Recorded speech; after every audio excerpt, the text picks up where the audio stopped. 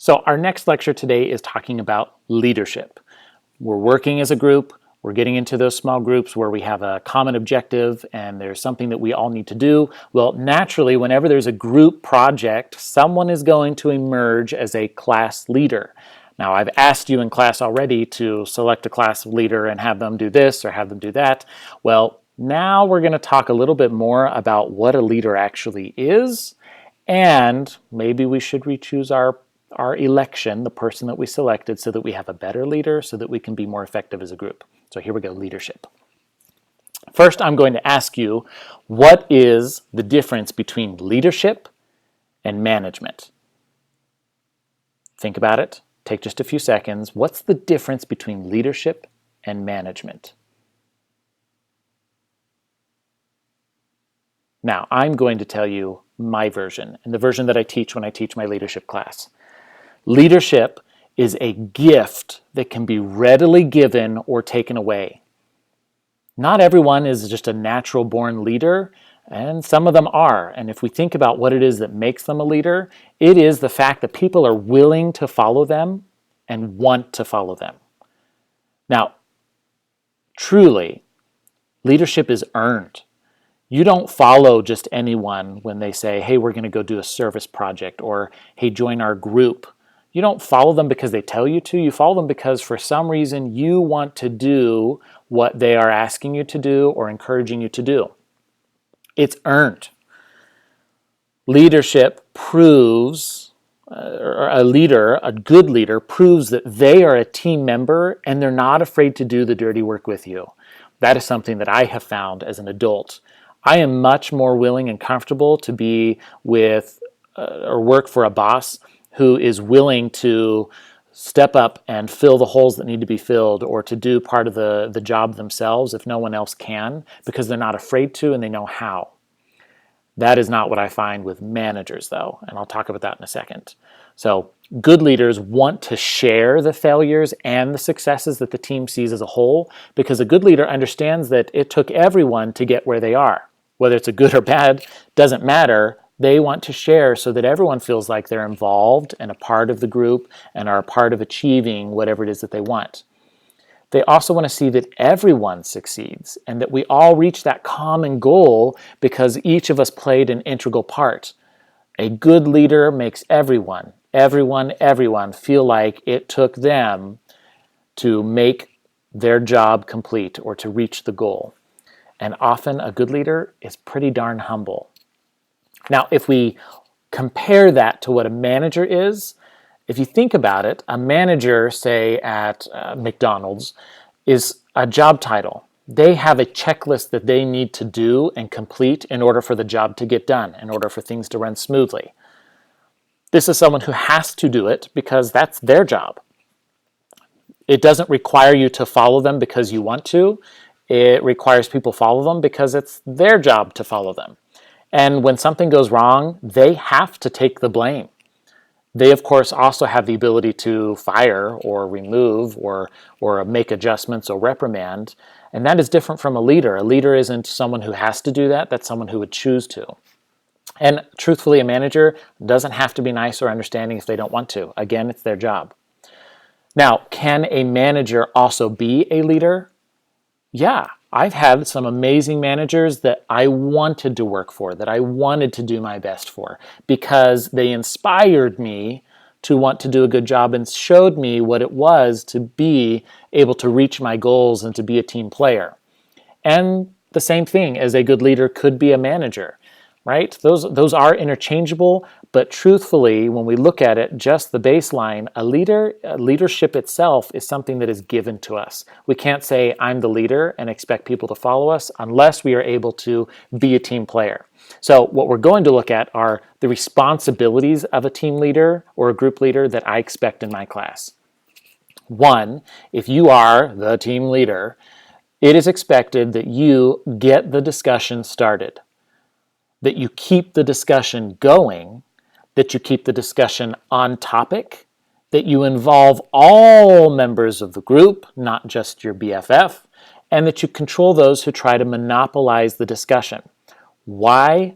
Because if we don't stay on task and keep going on task and make sure everyone's involved and control doesn't want to monopolize it, what it turns into is just friends talking. And suddenly we're not reaching the goal that we're wanting. And if you remember what was group communication, or a group and a good team leader is someone who wants to achieve that goal together and is willing to work hard. Okay. Also, a group leader needs to be able to extinguish those emotional fires and arguments that come up when we're working with a debate. You don't get to choose the side that you're going to debate. So unfortunately, that means you might be debating something you personally disagree with, and that's okay. But we have to be able to set our emotions aside and talk about the thing that is truly important, which is the task at hand, whatever the goal is as a group has to do. A good team leader also tries to balance time among the issues. If you are unable to make sure that you are spending equal times on research and the building of your PowerPoint and how the flow of the speech is going to go, then unfortunately one thing is going to get done and the others aren't. So making sure that time management is really good and that a leader can handle that, going, you know what, guys, the speech is worth more than the PowerPoint, so let's make sure that our speech is strong and then we'll focus on the PowerPoint. Those are skills that a good leader has. A good leader also needs to make sure that they summarize periodically and at the conclusion, right? Halfway through the work period, you make sure, okay, so let's just do a quick update. Here's what you're doing, here's what I'm doing, where are you at right now? Awesome. And at the end of the period, they say, okay, make sure that your job tonight is to do this, and person B, your job is to do this when we come back, and my job is to do this when we come back.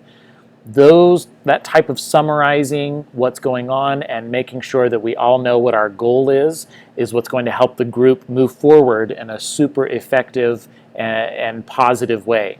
Avoid personally dominating the discussion. Just because you're the leader doesn't mean that it's you talking the whole time and your say and no one else's. Okay? Now, I kind of lead up to types of leaders that are out there. And so we're going to talk about 5 types of leaders and whether they're effective or not. And so let's see if you know where you lie personally.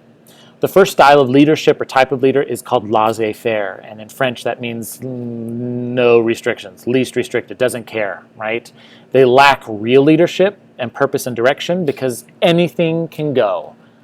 Anything. Yeah, that's cool, whatever you want. Oh, you want to be on your phone? Yeah, that's fine. Oh, you can't make it to our meeting? Oh, that's okay, that's cool, dude. Yeah, I get it. Yeah, I'm probably not going to go either.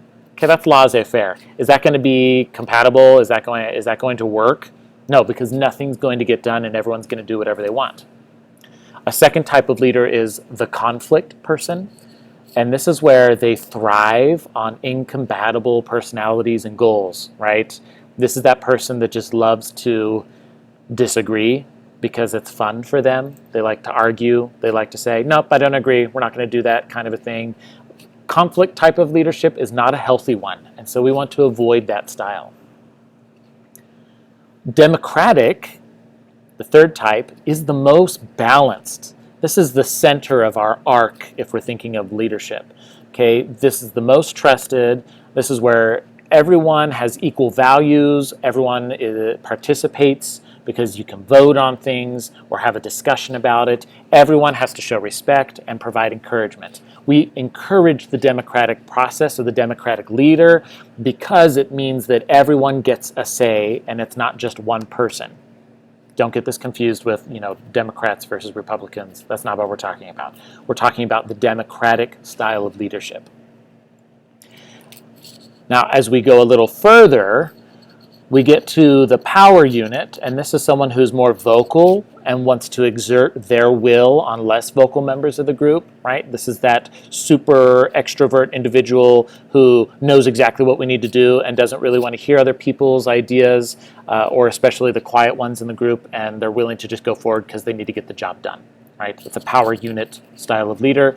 Yes, the job gets done, but is everyone in the group vested in it? Not really, because they didn't really get a chance to talk. And then our final one is the autocratic style of leadership. And this type of leader is someone who is super restricted, does not listen at all, my way or the highway. Don't care what you think. Nope, I don't care, we're doing it my way. I bet we all know that person in class. Okay? those are the types of leaders. Again, we are striving to be the democratic leader, because the democratic leader is the one who's going to be taking into account what everyone else is saying, how people are feeling, and find that balance between the two. Now, those are just 5 of the different types of leaders. There's actual leadership styles, 3 basic leadership styles that I want to talk to you about. Okay, you could be any of these people, but the leadership style is truly important and probably matches more along what you have experienced so far in school. So, the first one is the technocrat. Kind of a funny word. The technocrat leads by having a strong sense of the bottom line and often spends more time figuring out numbers and strategy than figuring out people. This leadership style says, that there's no nonsense. It is my way or the highway approach to motivating others. The only voice that the technocrat wishes to hear is his or her own, and people often follow because they're afraid not to do so. So this kind of sounds like our autocratic unit, right? The technocrat prioritizes logic over emotions. And really, they're intense, they're detail-oriented, and they're hard-headed, refusing to compromise. The main objective for the technocrat is to get the job done, and he or she is only focused on that goal. Does not care about what the group is thinking or anything else. The artist, right, this other style, this is the person that leads by imagination and intuition. Even though he or she doesn't know how all the pieces fit together, the artist has a distinct vision of the big picture. This leadership style actively invites people to share ideas and isn't afraid to show emotion and laughter. The artist, although sometimes unpredictable, is a daring entrepreneur and one who goes after new ideas and sees things from a different perspective. The artist can be found in any social or professional location where originality and creativity are important. Sometimes we are fascinated with the artist and go along with him or her just to be a part of the unique possibilities that might result from this style of leadership. I bet you all know that person too. And then the third style, is the craftsman, right?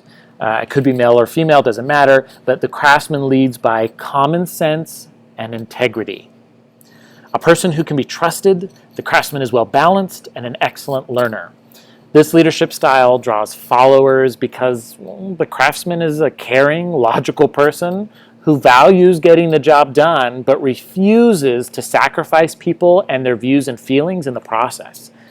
The craftsman is liked because he or she is predictable and seems to have it together. The leadership style isn't afraid to venture onto creative thinking, but is always aware. So if you think about it, that is someone that people want to follow because they're like the democratic style that we talked about a second ago. So what is the best form of leadership? Well, honestly, it's a blending of all things. It's nice to think that any one of us could be the ideal leader, although the fact is that each of us has some part of our personality that touches on each of these. Sometimes I'm a technocrat, sometimes I'm an artist, and sometimes I'm a craftsman myself personally. But to blend them all together is important in finding our own style and making sure that in the process everyone feels like they're part of it. So in review, I need you to know and understand that 1, leadership is a gift. It can be given and it can be taken away. We have to earn that gift by serving those on our team and making them believe that we want them to succeed as well. To be effective, we've got to balance that. We've got to balance the common goal, what we are assigned to do, what the project is, and making sure that everyone feels involved. Sometimes you have that quiet person in the group and you have to work to get them to feel involved, and that's because they have to feel like they can trust you. So, team leader, be trustable. Be someone that they're willing to put their trust into, and shows that by you showing interest in what they're talking about. Okay? Know your style of leadership and try to be more effective by making positive changes, boys and girls.